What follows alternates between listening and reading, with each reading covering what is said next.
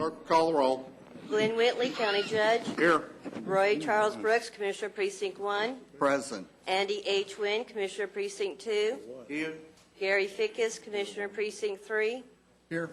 J.D. Johnson, Commissioner Precinct 4. Here. Constitutes a quorum. Thank you. Our invocation this morning will be delivered by Lewis Carr from Thompson Chapel United Methodist Church. Thank you very much for coming out this morning, sir. After the invocation, please remain standing for our pledges. May we bow. Oh, gracious God, we come before you with bowed heads and noble hearts. As Lord, we know that you are sitting high and watching over the work done in this place. And Lord, we ask that you bless each and every one here so that your will and your way may be done, so that lives may be changed by the work that is done in this place. In Jesus' name we pray. Amen. Amen.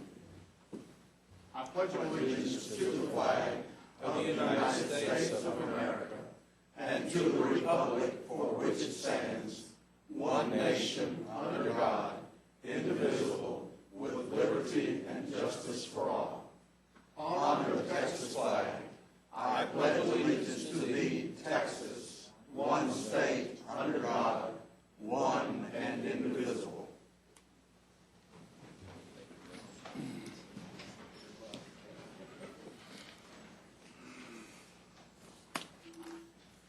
Agenda announcements. Mr. Manius. Thank you, Your Honor. Members of the Court, we have two announcements for you this morning pertaining to the agenda. The first one is under the Administrator section. This will be item 8A15. We're going to ask that we hold that. We're going to have a briefing on that particular item next week, and then we'll have a formal action on this the week following. Also, members of the Court, under purchasing, item 8K7. This is a revised contract as it relates to attachment and RFO 2014-019. The only revision on that was that we added an additional signature line. And so that's the only change on that. Thank you, Your Honor. Thank you. Court members, you have before you the minutes of the regular meeting of October the 15th. Move approval. Second. We have a motion, a second. Any discussion? Please vote. Motion. Okay, guys. I was voting over there last week. There we go. Motion passes unanimously. We have several proclamations to come before us today. The first is Commissioner Brooks. I believe you have one. I've got three in a row. Okay. So this may take a minute. The first is a proclamation honoring the lifetime achievements of Mr. Gerald Alley, a friend of this court. And this was upon the occasion of his induction into the Arkansas Black Hall of Fame. Gerald is a construction manager here in Tarrant County. In Arlington, to be exact. Doesn't even live in Roy's precinct? Here in Tarrant County, who I have known since he came to Tarrant County almost 30 years ago. You want to weigh in on that? At any rate, Gerald's business and community contributions are legendary.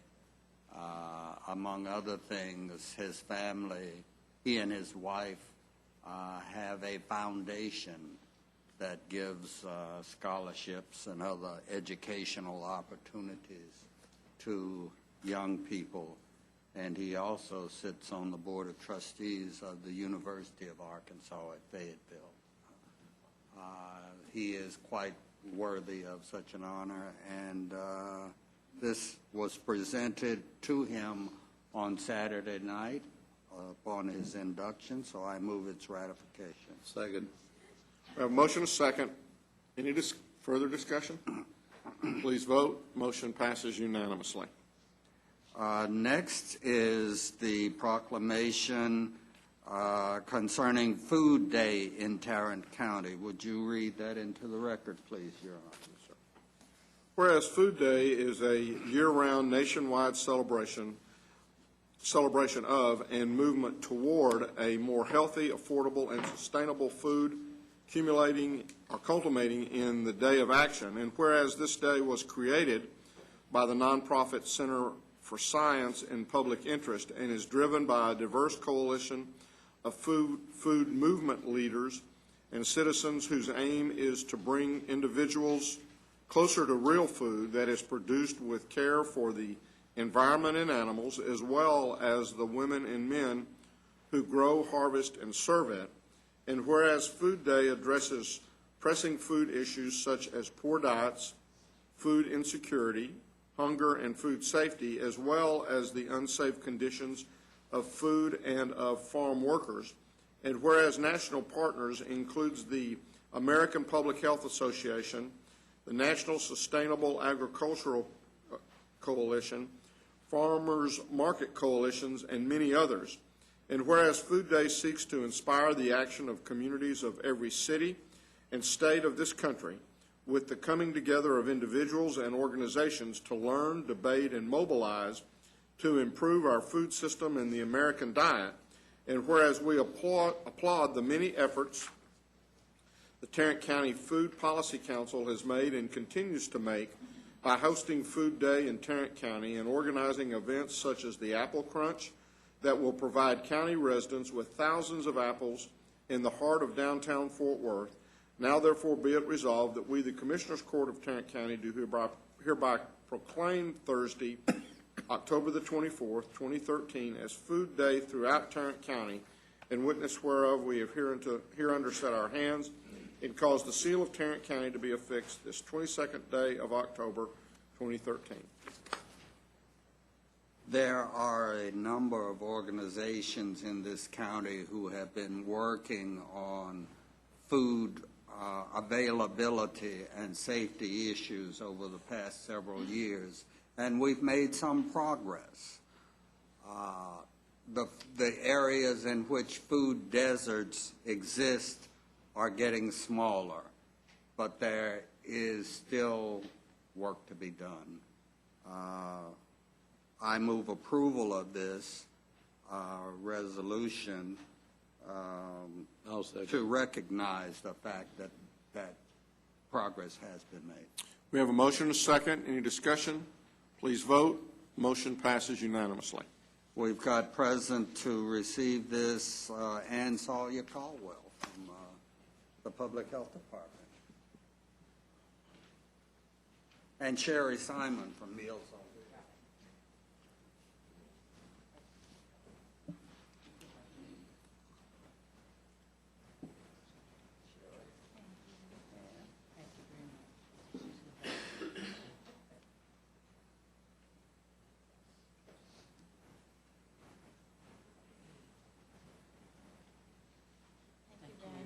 Thank you for all that you do. Thank you for, good morning. Thank you very much for having us. I'm representing the Food Policy Council. My name is Sherry Simon. I am currently employed at Meals on Wheels of Tarrant County.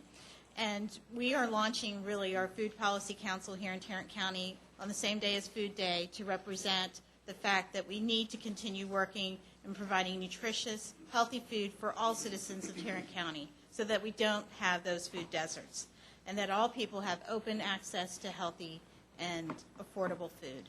So I thank you very much. And please join us on the 24th, Thursday, across the street, I think, at the courthouse for Apple. Thank you. Thank you. Thank you very much,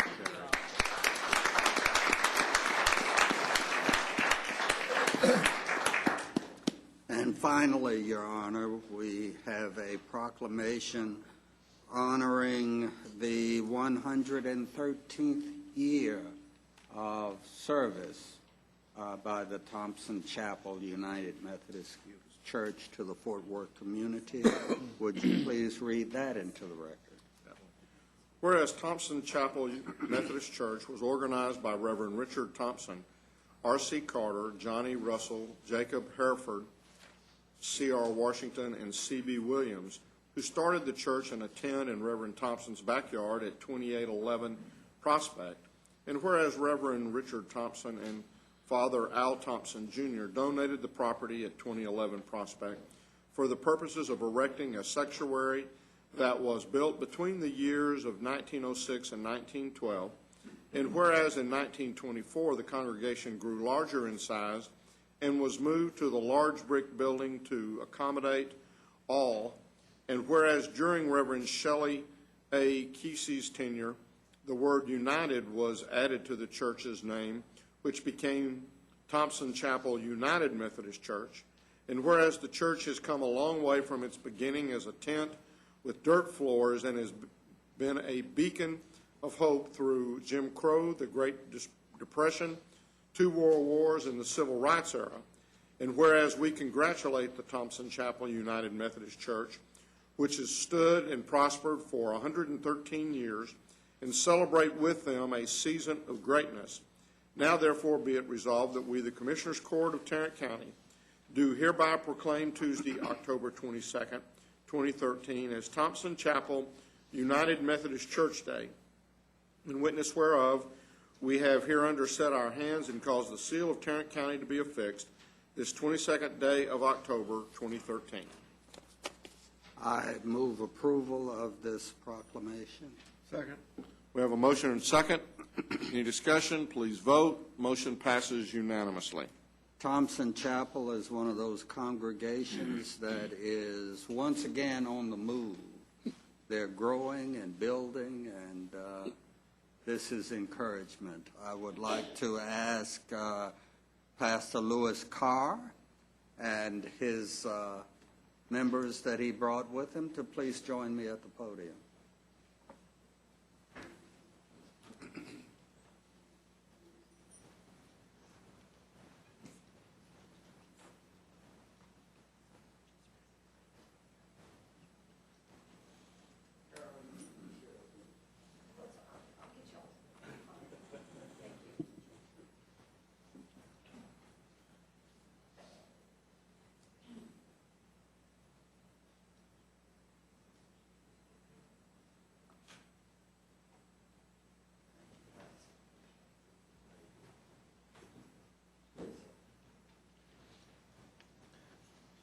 On behalf of the Thompson Chapel United Methodist Church, thank you all so much for your time and your service to this, our county, as we continue to grow in our efforts to continue to reach people through Christ. Thank you. Thank you for being here today.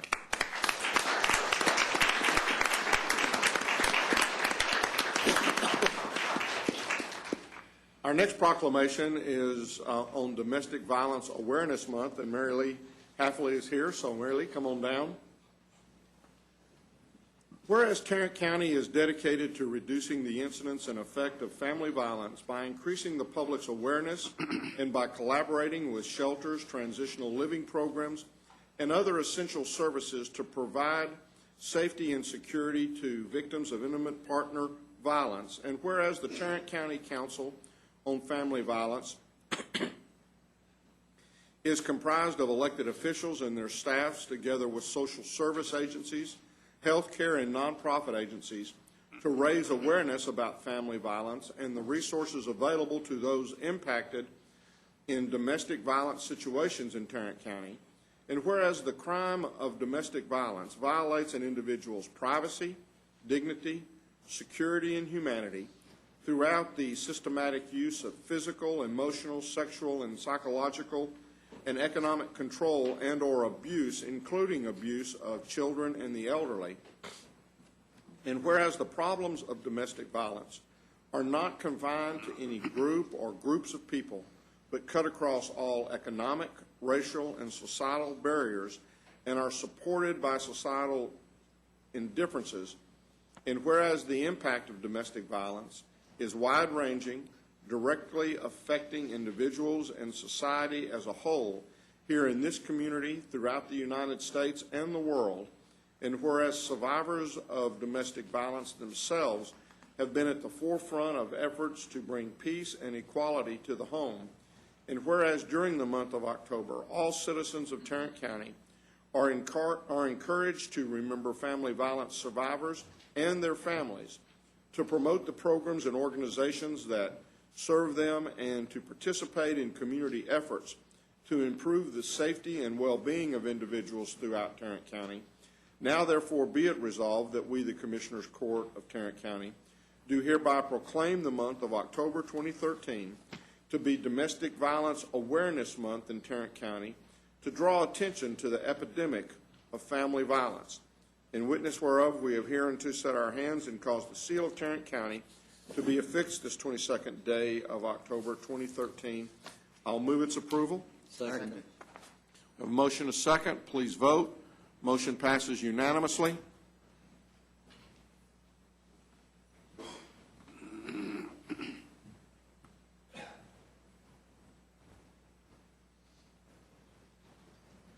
We can't tell you how much we appreciate what you and what your organization, Safe Haven, have done for this, and there's still a lot more we need to do. And we're going to have to keep working harder on this, I think, as we go forward, and see if we can't really begin to make some differences. So with this, we'll get us a little picture.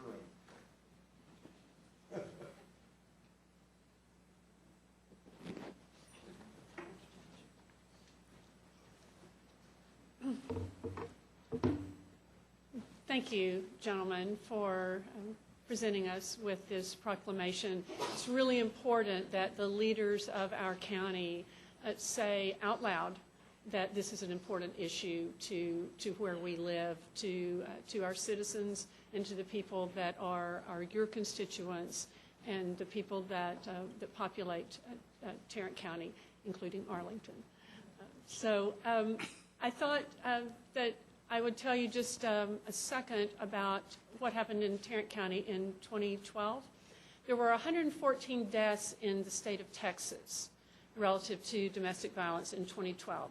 6 of those happened here in Tarrant County. It was the third highest county in the state. Harris ranked 1, Dallas 2, and Tarrant County 3rd. Of those women who died, the youngest was 19, the oldest 90. So it clearly is no respecter of persons at all. In spite of those sobering statistics, Safe Haven of Tarrant County, in partnership with Tarrant County as a whole, is saving lives. So I thought I would just tell you real quickly, we had a woman come into our shelter from John Peter Smith Hospital back early in the summer. So she had been in the hospital due to abdominal injuries suffered at the hands of her abuser, and she was pregnant. So she had 3 little boys, and she was pregnant, and the hospital, in partnership with us, which we are so appreciative of their work that works in tandem with us, had referred her to us. So she came into the shelter. She had only been there a few days, and as a result of the injuries, she went into premature labor.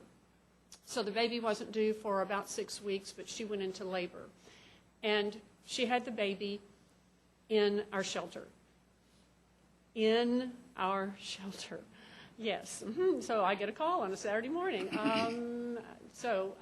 We had 2 staff on duty. One of them talked to 911. The 911 people gave her instructions to give to our other staff person, and the staff person delivered the baby, and the EMTs got there 5 minutes after the baby. My goodness. So then she was transported back to JPS. The baby was in ICU for a few weeks, and then came back into the shelter. And that lady and her baby, which she named her baby Nicole Haven. So she and Nicole Haven and her 3 brothers are moving into our transitional living program, which also has county support. So I really think that it's important that you know, when you make this proclamation, it's not only about awareness, but it is about celebrating our successes. Because when we do work together across lines, across agencies, across disciplines, we save lives, and together we can end domestic violence in Tarrant County. Thank you, gentlemen. Mary Lee. Yes. Thank you, Mary. Thank you very much.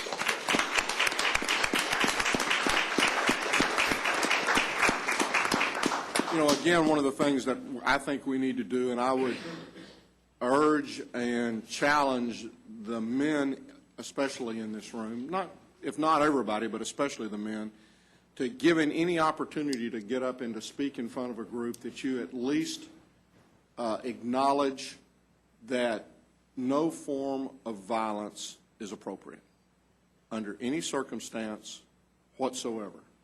And until we as men condemn it, don't joke about it, don't do anything that would imply acceptance, then we are somewhat guilty of not doing what we ought to do. And, we have events where we talk about this, and it's styled with, Domestic Violence Awareness Month. Guess what? The folks who we're trying to reach don't come to those meetings. And so I think it behooves us, in any opportunity we have to get up as leaders, as recognized leaders, to say that this isn't right. And you think, well, it's just obvious. For someone who grew up in a family that saw this kind of violence every day, they don't know it's not right.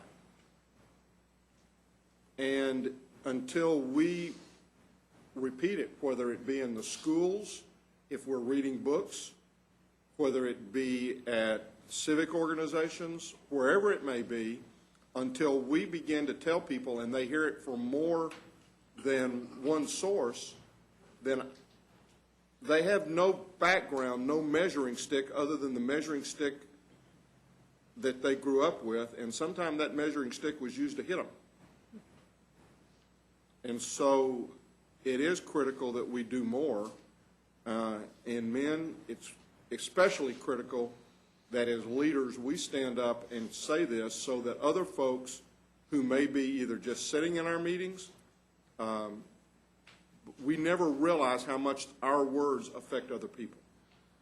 And so it's critical that we take a little bit of time, whether it be at the beginning, and I've tried it at the beginning, I've tried it at the end, I've tried it in the middle. You know what? It's a downer wherever you try it. It really is.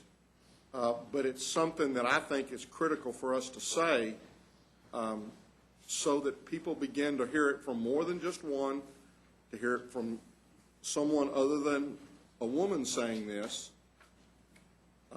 and other than just saying it at a time when we're recognizing a month that says it's not a month that we should be looking at. It is a 365-day, 24-hour, every day that we ought to be saying it and saying it's just not right. It's just, there is no reason, there is nothing that can happen that can make it right. And we just need to do a better job of that. And Mary Lee, I commit to continuing. We talked about this earlier, and we didn't follow through. And so we just I'll hold you do to it, okay? You will, I know. Thank you very so much. Thank you.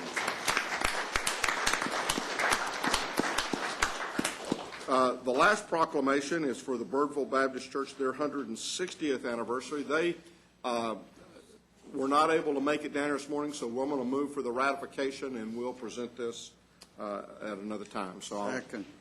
have a motion and a second. Please vote. Motion passes unanimously. Court members, you have before you the consent agenda. Move for approval of the consent agenda. Second. We have a motion and a second. Any discussion? Please vote. Motion passes unanimously. Mr. Manius?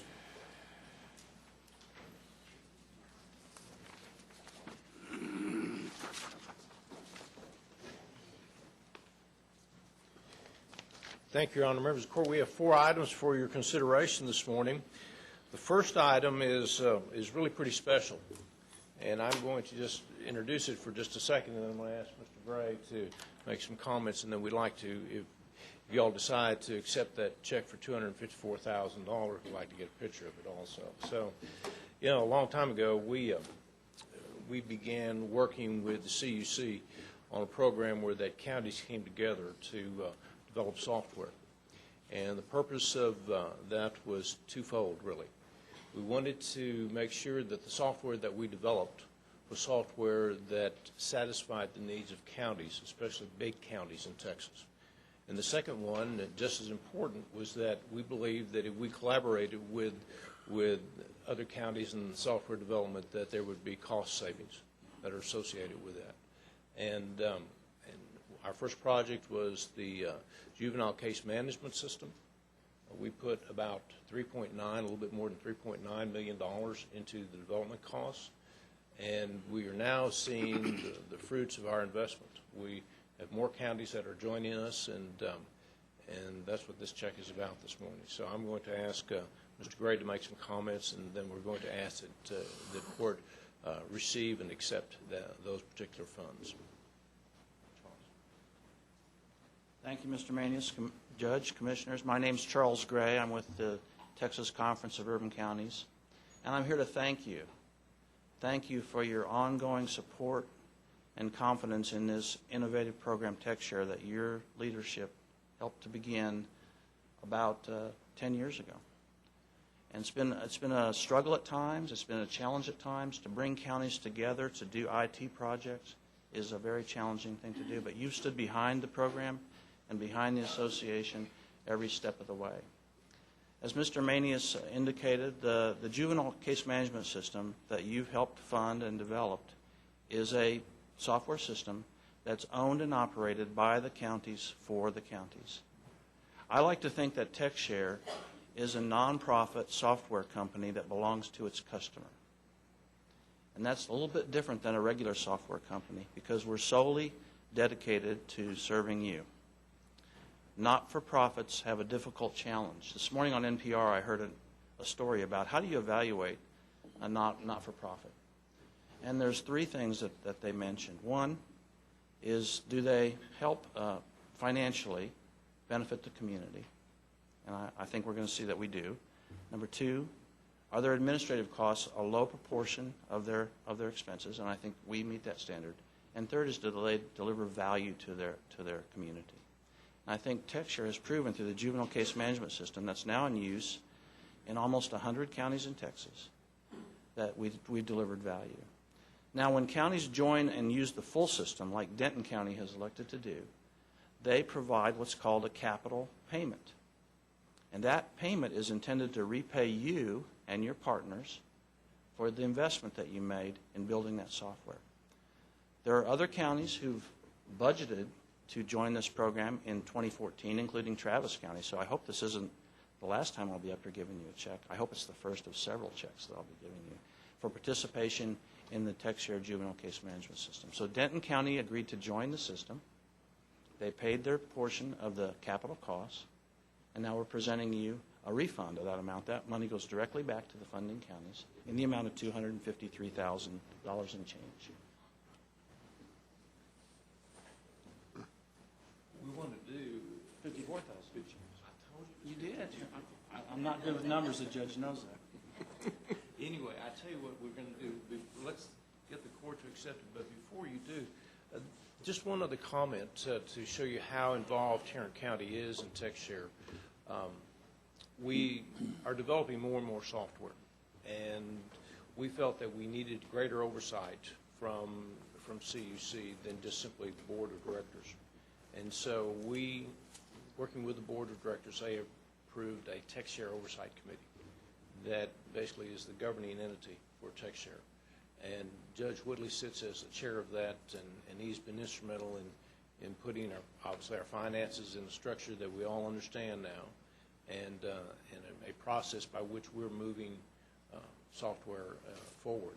And of course, we wouldn't be able to do any of this without the full support of the Commissioners Court, the IT Steering Committee, and in this county. So, members of the court, what we would ask that you do is to accept a prepaid capital refund check in the amount of $254,651.94 from the Texas CUC to Tarrant County. Move approval with the comment that we're not just out here developing software for resale. We're developing software that we needed anyway. And we are recovering some of the cost of developing that software by sharing it with others. I'll second the motion. We have a motion and a second. The other thing that I would add is one of the key things that we went into this with the understanding is one, that we would be able to keep it up to date, keep it up to speed. Most software companies are looking to write something nationally, so they're not just focused on Texas law. They may be focused on things all over the country, and they may not be focused as rapidly on changing things for one particular area of the country as they might for another. And so our process allows on an annual basis to what we call evergreen the process. It just means that we keep looking at it and updating it. I think that's going to be very important. It also allows the smaller counties in our state to be able to, buy into a program. The state is one of our partners. The state has come in and has bought what they consider to be a very basic level of coverage. And we're installing that basic level of coverage in all of the juvenile areas throughout the state. And as Charles mentioned, we're in over 100 thus far and hope to be finished with that by January of 2015. So this has a tremendous, I think, potential.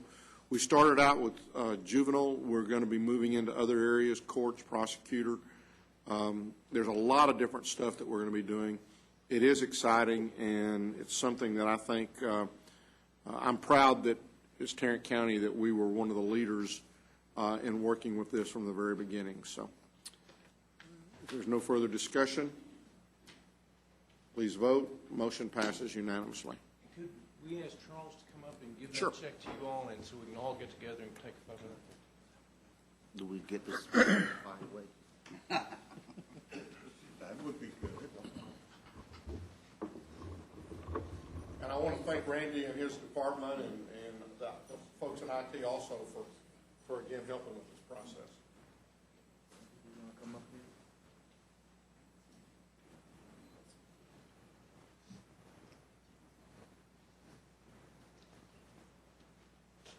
Will that help, Debbie? Thank you, Jason. Thank you. Appreciate it. Have you been over to Dallas to give them their check yet? Yes, sir. I was going to say, we'll take their check and we'll send it to them. Of course, we've been in it. More ways than longer. one, right? Charles, thank you. I told Charles he can come back anytime as long as he brings money, and he said he would, so. Anyway, members of the court, if we can go to item number 2, we're requesting that the Commissioners Court approve the 2013 holiday season meeting schedule of the Commissioners Court. Move for approval. Second. We have a motion to second. Any discussion? Please vote. Motion passes unanimously. Members of the court, on item number 3, we're requesting that the court approve an ILA between Tarrant County and the City of Fort Worth as it relates to the Trinity River Vision Project. Move approval. Second. We have a motion to second. Any discussion? Please vote. Motion passes unanimously.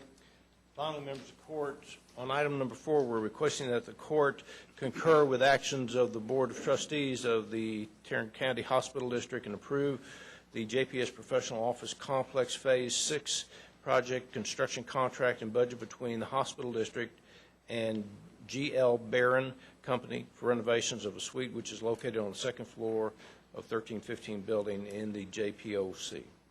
Move approval. Second. A motion to second. Any discussion? Please vote. Motion passes unanimously. Thank you, Your Honor. Thank you.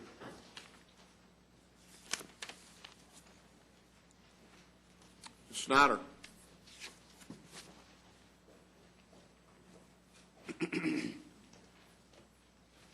Risk Management Board is recommending the approval of 2 claims today. The first claim actually has 3 parts to it. The total amount regarding the Tovar claim is $14,501.87. It's payable to AFN Insurance Services, Optimum Recovery Services, and Christina Tovar. The second claim is recommendation of payment to Sarah Franks for the amount listed on your agenda. Move approval. Second. We have a motion, a second. Any discussion? Please vote. Motion passes unanimously. Thank you. Ms. Clem. Good morning. Good morning. Good morning. We have 4 items for the court this morning. The first item, we're asking the court to receive and file the personnel agenda. So moved. Second. We have a motion, a second, to receive and file the personnel agenda. Any discussion? Please vote. Motion passes unanimously.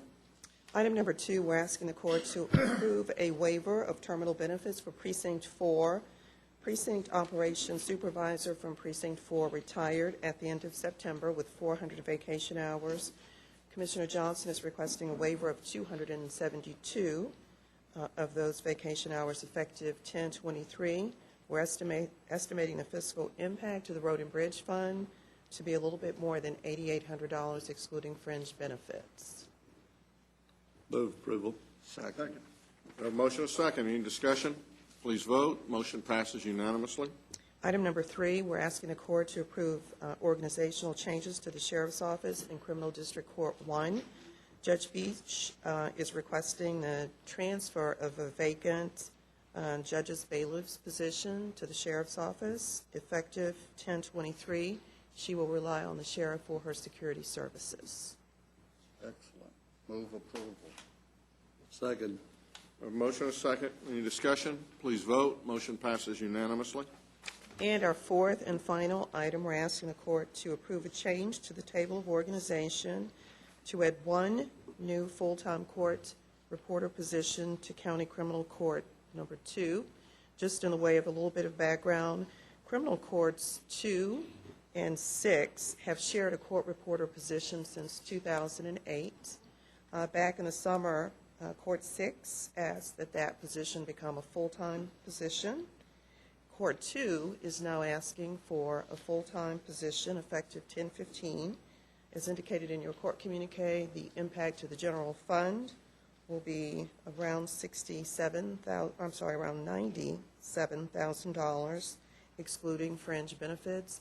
There is a very small offset in the amount of $3,500 currently available in professional services. So why, if at budget time we gave a full position to 6, we were still looking at a half a position for 2?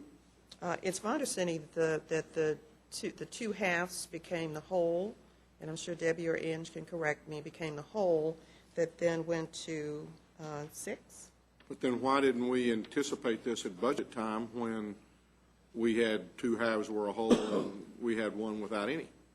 Judge Mitchell indicated to me that he had no intention of filling a full-time position. So now we do? And so, why? I had no conversation.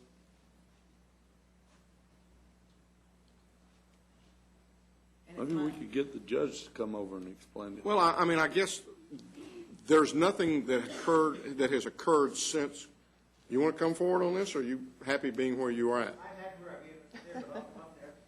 I'm there.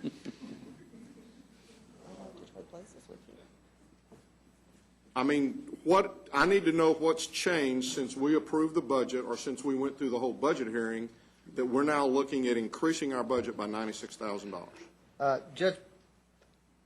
Judge Mitchell just wanted to say that he had reevaluated his situation with not being able to share a court reporter, and that one became available that was high quality and wanted to hire him at that time. And he also wanted me to note, if asked, that since 2008 he'd saved the position a significant period of time. So that's what's changed. And I understand all of that, but I guess what I fail to understand is why couldn't we have had this discussion and this back at budget? I mean, if everybody just decides in the middle of the year they want to change things. I understand. He felt that there was an opportunity to hire somebody now that wasn't available this summer. Well, the ability to hire someone doesn't necessitate the ability to need someone. I understand. And Court 6 had indicated that they would continue to offer to share the court reporter that they hired. So the situation, the arrangement really didn't change except for who was primarily responsible for hiring the person.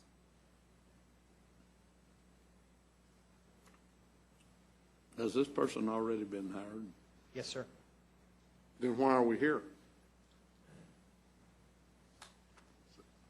Because there was no position to move the person into. So what happens if I don't, if as a court, we don't approve this? I don't know. So DA's office, answer that question. Why are we here if people go out and do things before they come to us and ask us to do it? I understand the court's frustration with this. I'm not completely familiar with how their statute is written for the court, criminal court number, what is it? 6? 2. Two? County Criminal Court number 2. Some of those are unique statutes, and I'd like to look at it and make sure we aren't treading into an area where there is something cold smoking saying you can deny it. So then we're going to pull this off the agenda this week, and since the person's already hired, obviously it doesn't make any difference whether we do anything about it or not.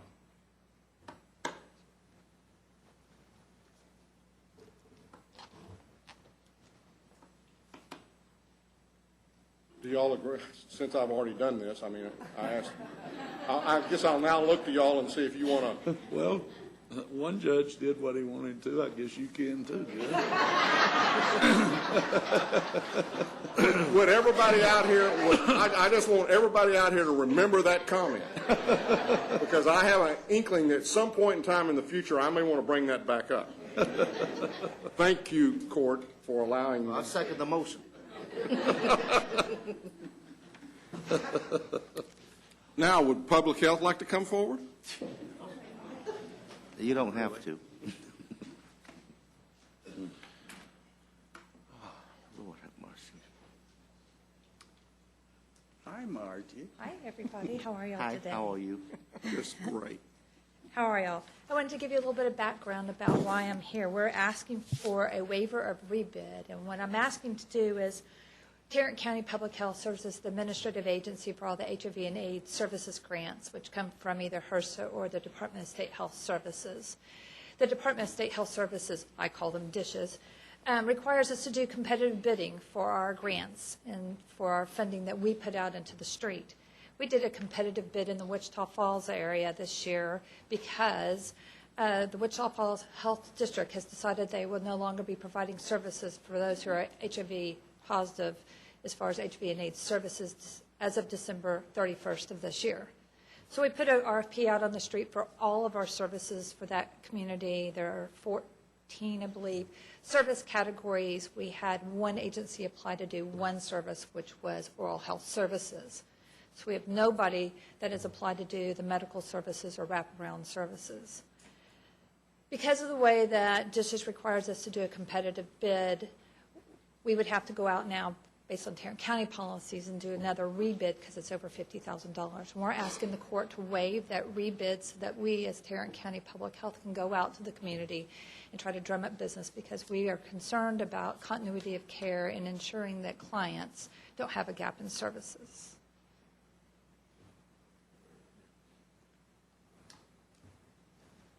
How are you going to talk people into providing these services when they obviously weren't willing to do it through the bid process? Well, we were concerned that maybe our bidding process may be a little overwhelming for someone who's not been in the realm of applying through an RFP in the past. There are some organizations that we have some leads on that we want to go talk to them and explain our situation and how we do business. You got to remember our grants only allow us up to a 10% administration cost, so it's not like people are knocking on our doors and trying to beat themselves over to get to our funding because of the constraints that come with our funding. But if we go out there and we explain to them that maybe they're already doing medical services and maybe they don't need to hire new personnel, but this is to tap into personnel they already have on staff, or that they already have an infrastructure in place, maybe they have a building, maybe we could talk to them about if they already have a building, we could do telemedicine. We do telemedicine in Abilene, and perhaps that's a different component outside of the box that they haven't thought about in the past. There are some organizations that do wraparound services, mental health, substance abuse, and we want to talk to them. That we had 3 organizations come to our bidders conference. One was a social service organization. They did not turn in an application. And then 2, one is the FQHC, and one is a residency program, both that do medical services, and neither applied for funding. So we want to go back out there and talk to them and let them know if you didn't have to fill out this cumbersome RFP, request for proposal, would things have looked differently? Or are you only interested in doing parts of the funding, and would that look different for you? How would you decide what to pay them, how much to pay them for these services? Well, our planning council actually sets allocations by service category, so we only have certain allotments by service category available. So we would be talking to them and working this out with them. I think that we bring some knowledge with us of what it costs to serve clients currently in the Wichita Falls area, as well as the Abilene as a telemedicine model and in Tarrant County. So I think we have some information that we can bring to them that we weren't able to go and express during a competitive bid process.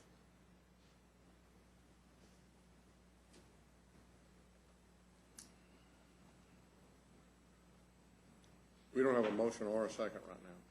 I'll move approval for the sake of argument. I will second that. Additional arguments? Please vote. Motion passes unanimously. Thank you, guys. Run. Is Jack in mourning? Yeah, that's kind of what I thought.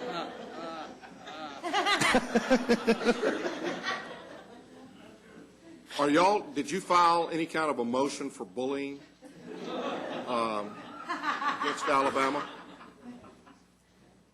52-0. You guys, I would say you should have given up after the first half, but I think you gave up before the game ever began. This is not a pulled pork sandwich I'm wearing. Looks like a taco. Purchasing and risk management have joined together their culinary expertise to sponsor United Way fundraisers this year to bring it to some of you other participants. It occurs Friday, October 25, 11 till 1. We're serving roadkill tacos and outhouse chili. We certainly want to give credence to the other events. Commissioner Johnson had his Trinity River fish fry. It was good. It was good. Precinct 1 is having a pancake breakfast on November 1. November 8th. Close. Precinct 2 is selling breakfast egg rolls and having an Asian lunch, as I understand. Breakfast egg roll? Precinct 3 is holding a barbecue lunch October 31 at the maintenance facility on Precinct Line Road. Barbecued armadillo? The administrator's office again this year is serving tamales. You always notice you don't see dogs or cats downtown for about 30 days after the... The prices for our function are one taco for $2, 2 for $3, chili, a large bowl of chili for $3, chili pie for $3.50 with all the condiments. We will deliver to downtown Billings if you call in before the 24th. Delivery fee is $5, $10 for Wilder. And Tums are $5 each? We're also selling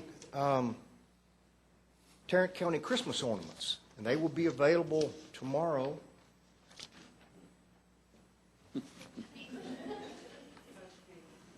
$4. We ordered 100. We will have additional orders if we get additional orders, get requirements.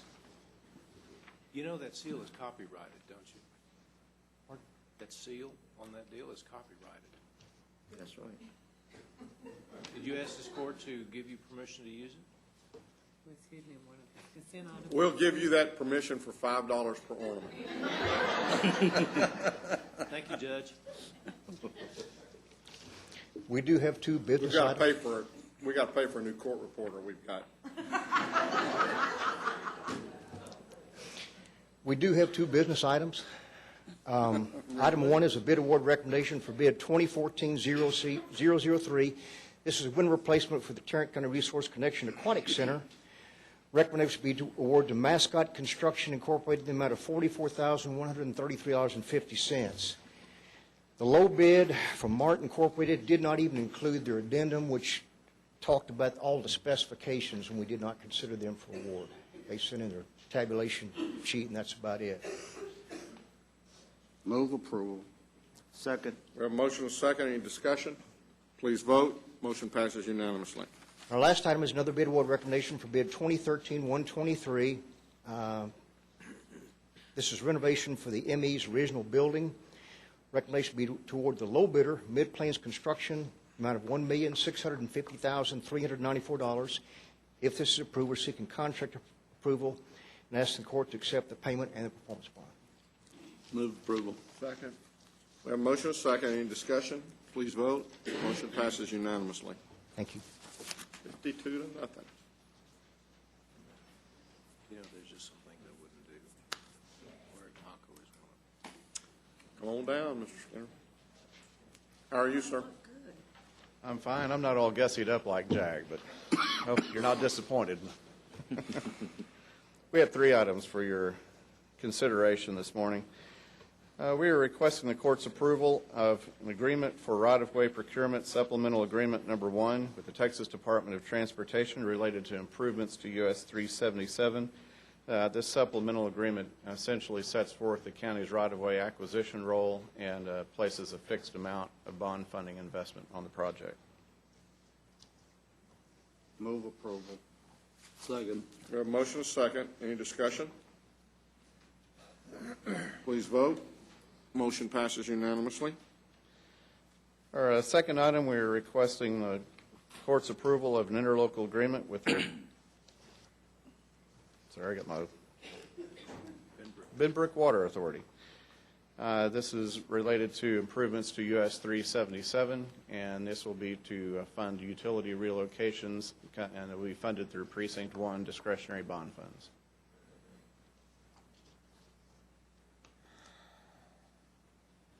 Move approval. Second. A motion and a second. Please vote. Motion passes unanimously. Our final item, we are requesting the court's approval of an interlocal agreement with the city of Mansfield. This is related to improvements to East Broad Street. This project is included in the 2006 Transportation Bond Program. Move for approval. Second. We have a motion and a second. Please vote. Motion passes unanimously. Thank you very much. Commissioner Fickus, I believe you have a interlocal agreement. I have 6 interlocal agreements, and I will attempt to do them all at one time.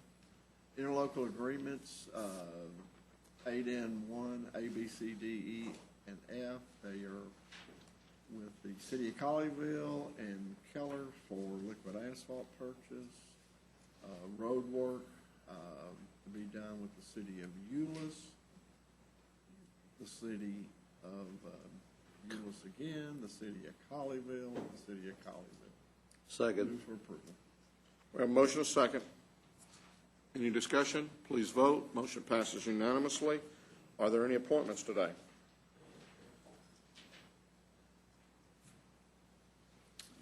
Then you have before you the claims, including the addendum. Move approval of the claims, including the addendum. Second.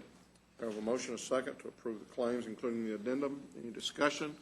Please vote. Motion passes unanimously. Briefing items, Mr. Manius.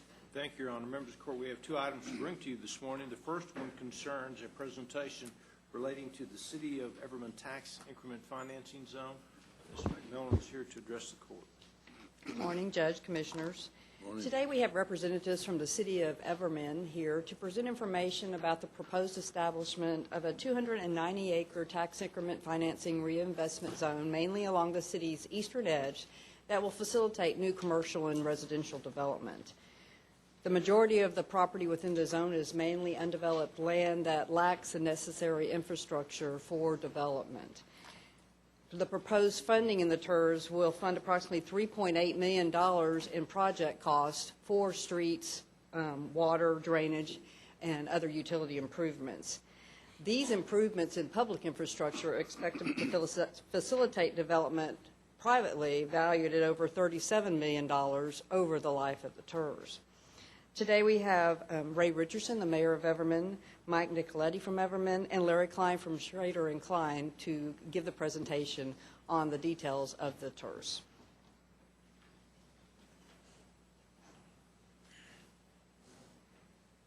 Good morning. Good morning. Morning, Mayor. Welcome.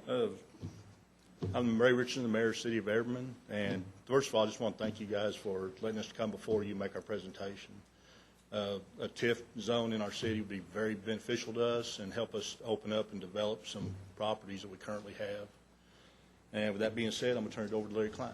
So, thank you. Thank you for being here this morning, Mayor. Thank you, Mayor, Judge, Commissioners. I'm Larry Klein with Schrader & Klein here representing the city of Everman to talk about the TIF district.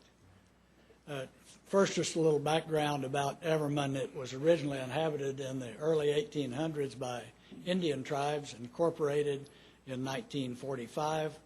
Population grew from 451 in 1950 to a little over 5,000 in 1980.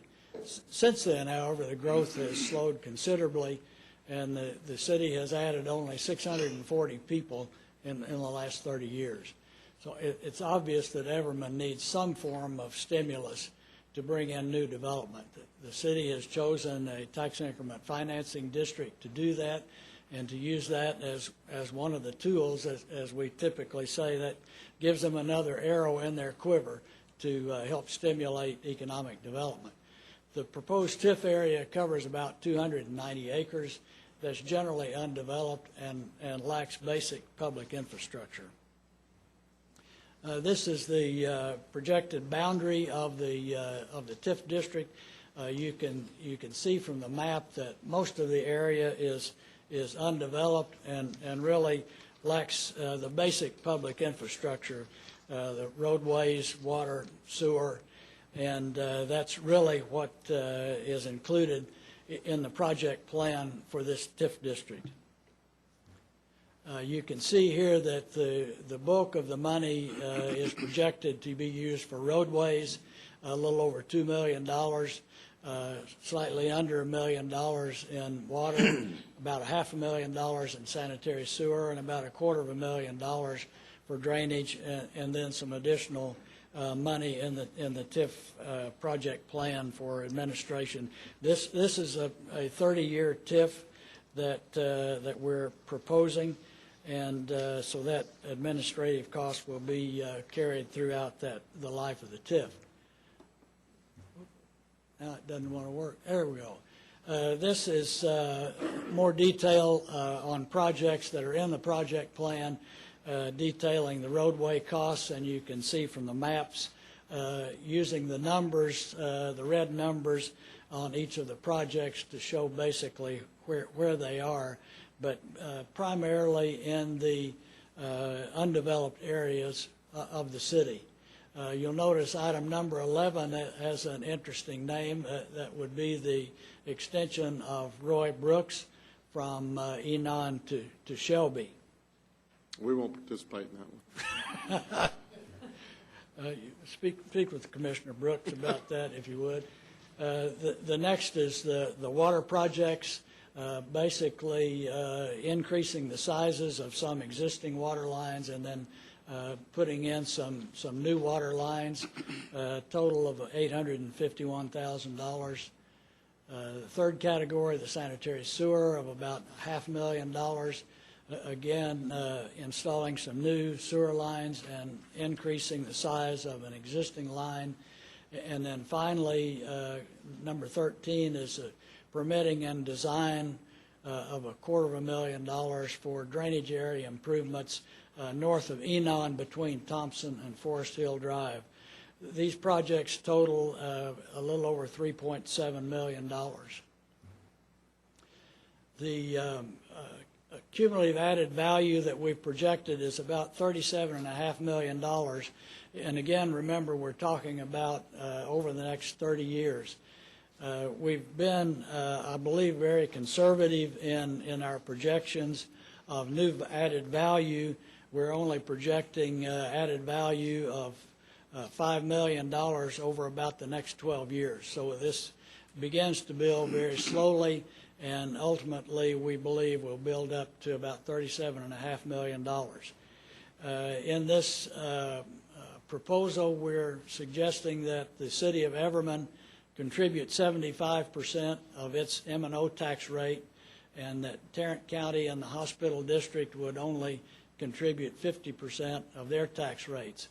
If we do that, then the city of Everman would contribute to the TIF fund slightly under $3 million, and the county and the hospital district one a little over $500,000, one a little under $500,000, which would total just short of $4 million. And there we have it. I'll be happy to try to answer any questions you might have. And again, we really appreciate Commissioner Brooks' help with this project. I just want to say that the city of Everman is a small community consisting primarily of single-family homes. This is truly a situation where, but for the establishment of this TIF, these projects will not happen because they cannot be supported by the current tax base of the city of Everman. This is the situation for which TIFs were created in the first place. Exactly. Do you have interested developers, either residential or commercial? Mr. Nicoletti is continuing to visit with a number of potential projects. I don't know that he's got anything roped in at the moment, but he continues to seek development for the city of Everman. What happened to the industrial guy?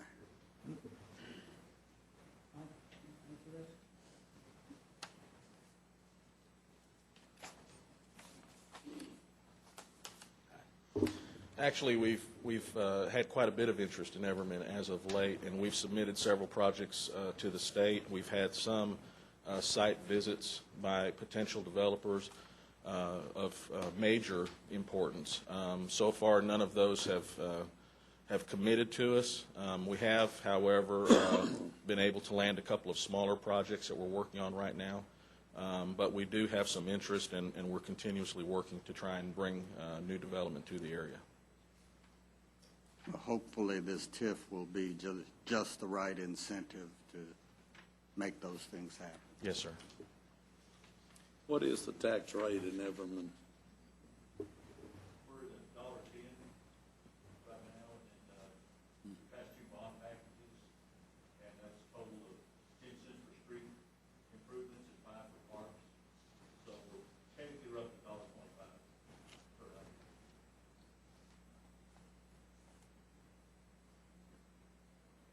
Have you found that your tax rate is causing you a development problem? To some extent, yes, sir.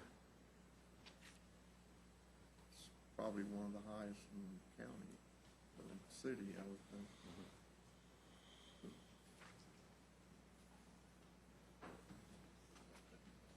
So what's the next steps?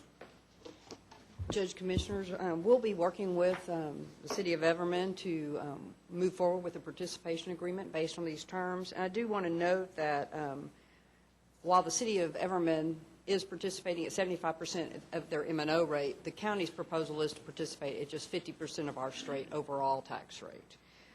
So I did want to make that note. And again, this is a relatively small investment, but I think it'll make a big impact over the 30-year life. Again, it's at just over $500,000 for the county and just under that for the hospital district. So we'll move forward with getting that participation agreement together with them, and hopefully in the coming months we'll bring that back to you. Thank you. Thank you. Members of the court, we can go to item B. This is the public health updates. Dr. Brewer is here to address the court.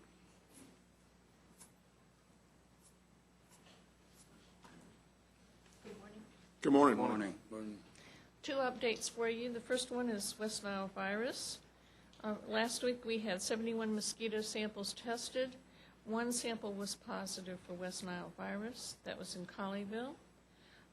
That brings to a total of 42 positive tests for the year. That includes our test and the private lab test as well. We have a total number of samples taken, 3,871. We're up to 6 human cases, 4 in Fort Worth, 1 in Keller, 1 in Arlington, and then 2 human deaths, which have previously been reported. We're getting pretty late into the high season for West Nile virus.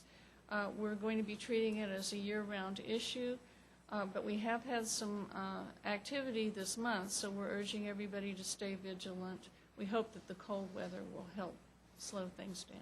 Are any of the 4 remaining infections neuroinvasive? Yes, but as far as we know, they're recovering. Okay. 2 of the 6 were fever, and the other 4 were neuroinvasive, 2 of which have deceased. Yes.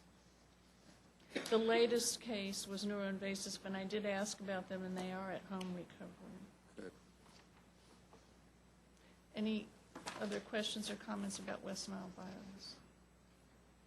Thank you, Lou. Okay, thank you. And then quickly on pertussis, we only had 2 additional cases reported and confirmed to us last week. That still brings us to 535 total for the year. We're still receiving reports for September, so we can't give you a scenario of what September's looking like.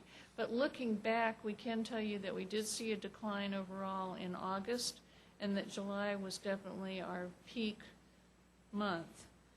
We are also seeing a decline in but that still means the numbers are higher than we want it to be in the infant and Hispanic population. So we'll keep a careful watch on this. We're still going to be pushing the message about the cocooning, about getting the adults vaccinated, particularly the pregnant women. And we did 15 more additional outreach contact visits this past week to get the word out to businesses and apartment complexes and that type of thing. Any questions or comments there? I know one of our media outlets reported that pretty much the situation was over, but we don't feel like that's the case. The numbers are still higher than we're used to seeing here, and we want to continue to do everything we can to keep the word out there and help people get as much protection as possible. Did you get good responses from the people who attended the Carnaval de Salud? We offered it there, but we didn't get a lot of takers at the Carnaval. We certainly had the message there, and we were there and able to give the vaccine, but we didn't have too much interest in that. They had really kind of focused on coming to get their flu vaccine, we think. Okay. Thank you. Thank you. Your Honor, that's all we have, except for wanting to congratulate both Commissioner Fickus and Commissioner Johnson for their outstanding performance yesterday. And that pencil performance, or was that golf? It was Combination. yes. And Commissioner Johnson was the closest to the hole this time. It was a par 3, a 55-yard par. He used a driver and overshot the hole only about 6 inches, 7 inches, something like that. Congratulations. Well, good. We better recess our open meeting now and proceed Yeah, to we have close. some business and close now. To discuss items exempted under section 551.071, 072, 074, 07. Having returned from our closed session and there being no business to conduct at this time, we stand adjourned.